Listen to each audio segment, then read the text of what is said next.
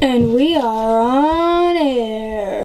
Hi guys, my name is Brianna, and I recently did a project for my AP Psychology class called the Baby Book Project, and I thought I would share it with you guys today. So let's get right into the video. Okay, so this is my project. On the cover is a picture of me as a baby.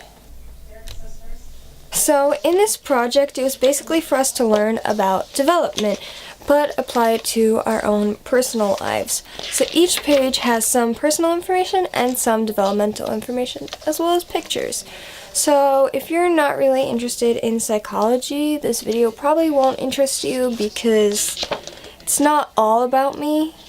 A lot of it is the psychology part of it, but I still thought it was pretty interesting and you guys might want to hear about it. So on the second page is Chapter 1, Prenatal Development. For personal information, I said, my mother's pregnancy was a very easy pregnancy. She had minimal symptoms. She simply just hated orange juice and eggs. She considered naming me Gabriella, but was told she wasn't allowed to because her family had been taking care of a cat named Gabby that got into the dryer and died.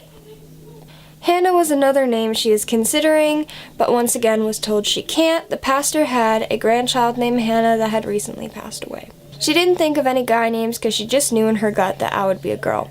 Eventually my grandparents told her to name me Brianna, after my grandfather Brian. She agreed. So that's what I put for Chapter 1 for personal information, and now I'm going to tell you about Chapter 1, developmental information. By the way, a lot of the personal information did come from my parents because I can't possibly remember things from before I was born or when I was a baby or a little kid. So a lot of this stuff is my own words based off of me asking my parents questions.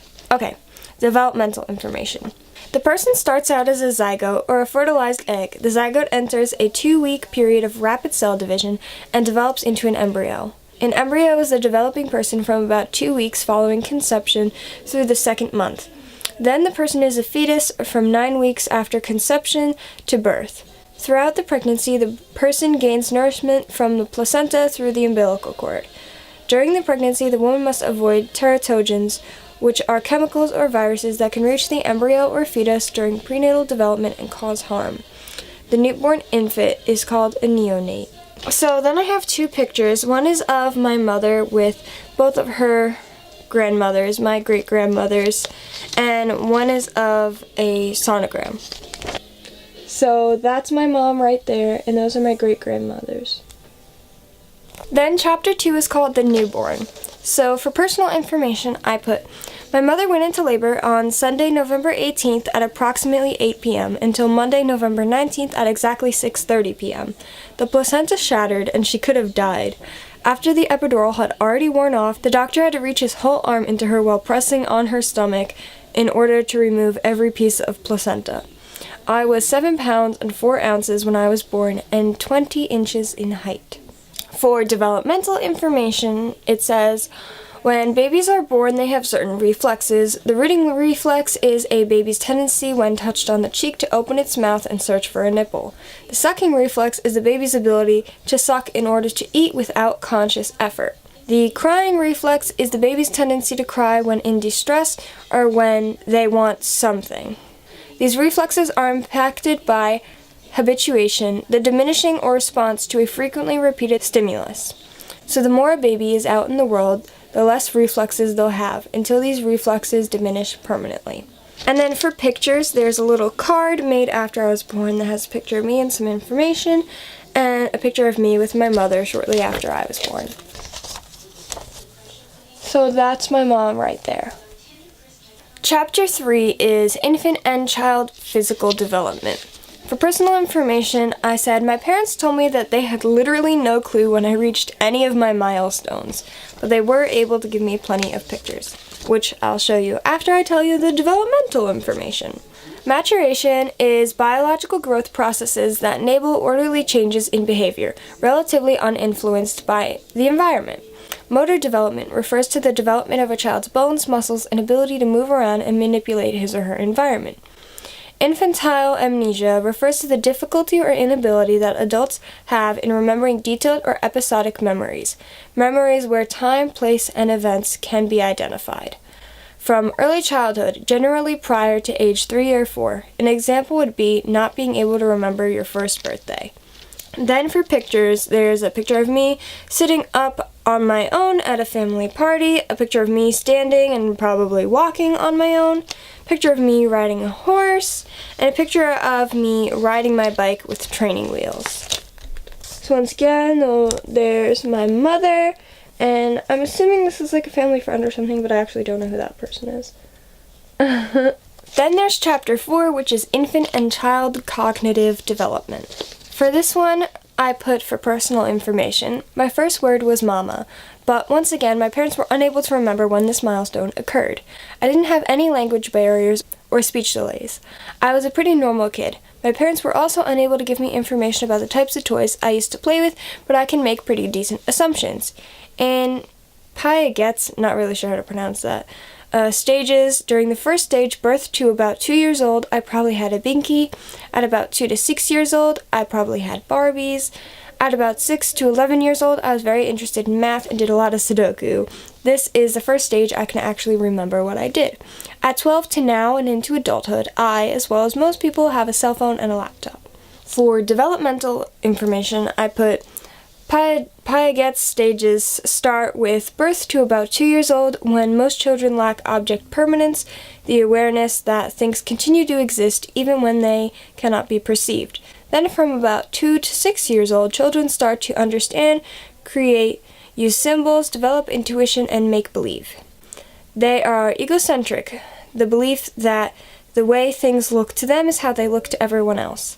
Next, from about 6 to 11 years old, kids start to think with simple logic. Then, from about 12 through adulthood, the ability to think logically is developed, and people can think with abstract ideas. Throughout these stages, we go through different schemas, concepts, or a framework that organizes and interprets information, the lens through which we see the world around us. We also go through assimilation, interpreting one's new experiences in terms of one's existing schema, and accommodation, changing or adapting one's current schemas to incorporate new information and experiences. Through all of this, we develop a theory of mind, people's ideas about their own and other people's mental states. Then, for pictures, I have a picture of me making a Norwegian snack called krumkake, and a picture of me writing my name on our kitchen wall. Next is chapter 5, which is infant and child social development. So, for personal information, I put, when I was little, me and my mom lived with my grandparents. My grandfather, I call him Pop-Pop, was the person I was most attached to. This was probably because we lived together and he spent a lot of time with me. We used to have tea parties and watch TV together. Another attachment I had was with my blanket. For the longest time, from when I was a baby well into my late childhood, I couldn't sleep without it. It was a big part of my life, but I'm not sure why. I think I started to develop my self-concept when I was in 3rd grade. That's when I started playing instruments, and music to this day is the biggest part of my life. Then for developmental information, it says, imprinting is the process by which animals form attachments during a critical period early in life. This matches with attachments I formed because they were made at a young age. Harlow's contact comfort is similar to this idea. He found that body contact, not nourishment, was the most important formation of attachment. If someone has no attachments, they may become socially inept or isolated. Due to this, a parent would want a daycare that is willing to give the child all their attachment needs that one would get from their parent. Then, for pictures, this one has a lot of pictures. It has a picture of me and Pop-Up on Halloween, a picture of me and Pop-Up on a birthday, not sure whose birthday, and a picture of me with my blanket. Then, it also has a picture with me and my friend Emily, a picture with me with a group of friends, a picture of me bowling with friends, and a picture of me and my friend Dana on Halloween. So that's my grandfather, Pop-Up, and there he is again, and then these are just my friends.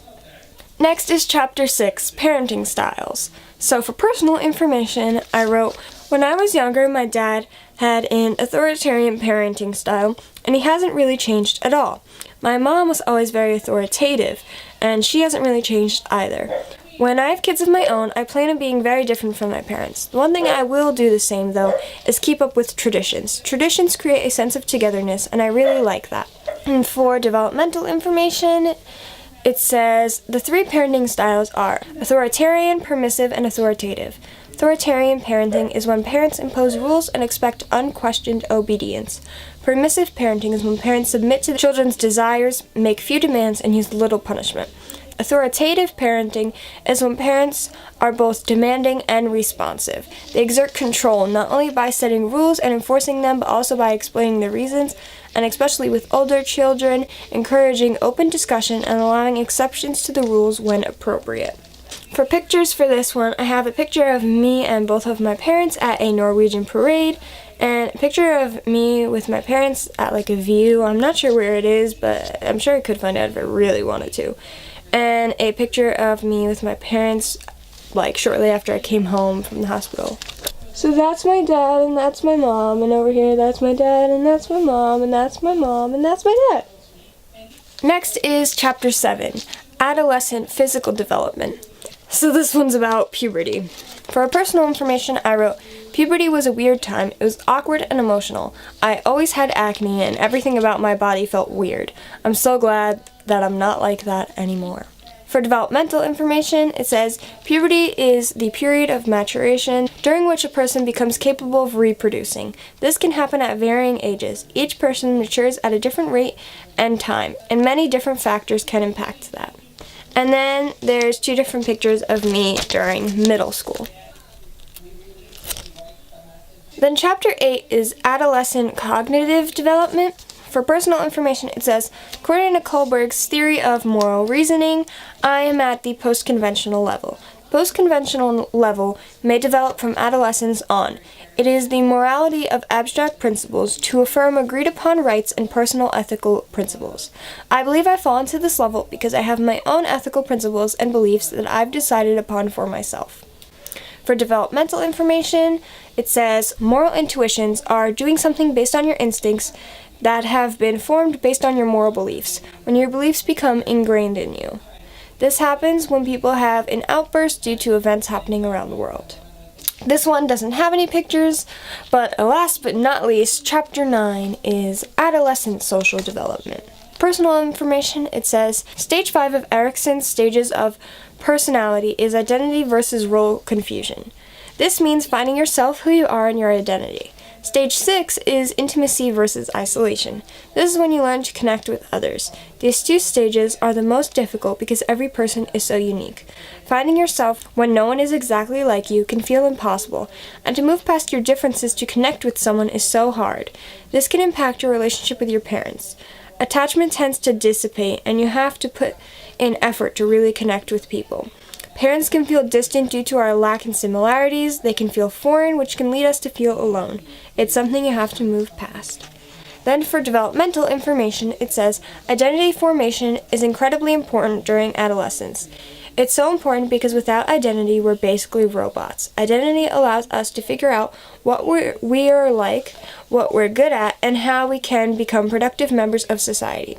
However, it is extremely difficult because there's so many things out there, options for things to do, and ways to identify yourself. With all the options, it can be hard to find the one that's just right.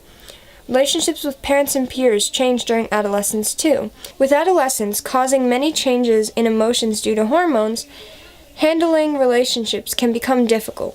We can feel misunderstood and struggle to understand others. However, with age, those problems can be managed. And for this one, we're supposed to put recent pictures of ourselves. So I have a picture of me sitting in the word love, like it was big and the word love was there. And I have a picture of me in my basement in our music room, picture of me outside my house, picture of me in front of my car, another picture of me outside my house, and then a picture from my 17th birthday. So that was my project. I thought you guys might enjoy it if I shared it with you, so I hope you did. But that's it for today's video. Thank you guys for watching. I hope you enjoyed. Happy VEDID, and I'll see you guys tomorrow. Mwah.